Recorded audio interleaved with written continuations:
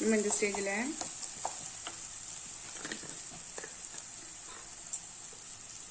காஷ்மீரி மிளகாய் தூள் 1 ஸ்பூன் போட்டுடலாம், கலருக்காக தான்.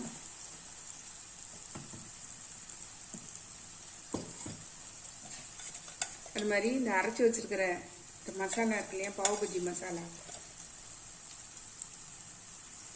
அது ஒரு 2 ஸ்பூன் போட்டுக்கலாம்.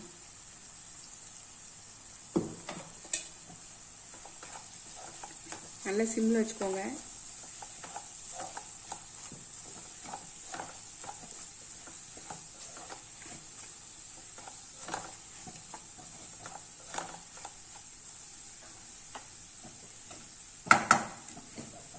இந்த மசிச்சு வச்சுருக்கிற காய்கறி கலவையை இதில் சேர்த்துடலாம்.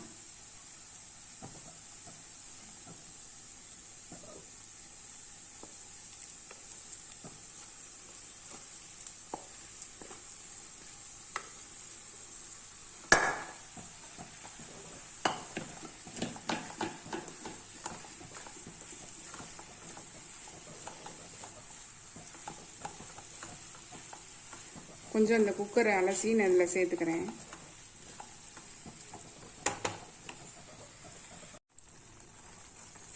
குக்கரை அலசி சேர்த்துக்கிட்டேன், ஒரு 1/2 டம்ளர் அளவு. இந்த கன்சிஸ்டன்சியில் இருந்தால் போதும். நம்ம இதுக்கு தேவையான உப்பு சேர்த்துடலாம்.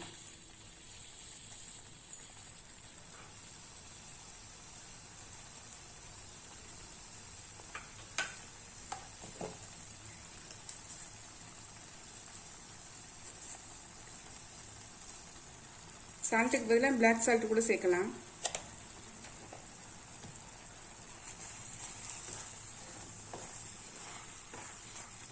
நல்லா மணக்க மணக்க நம்மளுடைய பாவ் பஜ்ஜி மசாலா சூப்பராக ரெடி ஆயிடுச்சுங்க.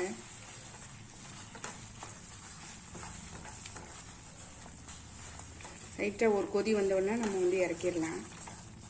இப்போ ப்ரெட்டை வந்து டோஸ்ட் பண்ணிடலாம். இது கொஞ்சம் ரெடியாகி வரட்டும்.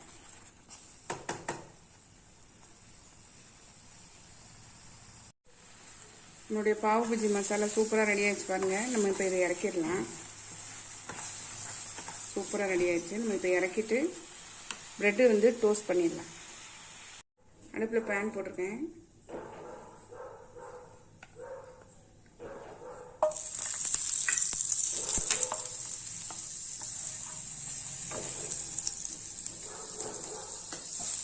பட்டர் லேஸாக மெல்ட் ஆனோடனே நம்ம இந்த ப்ரெட்டை வச்சிடலாம்.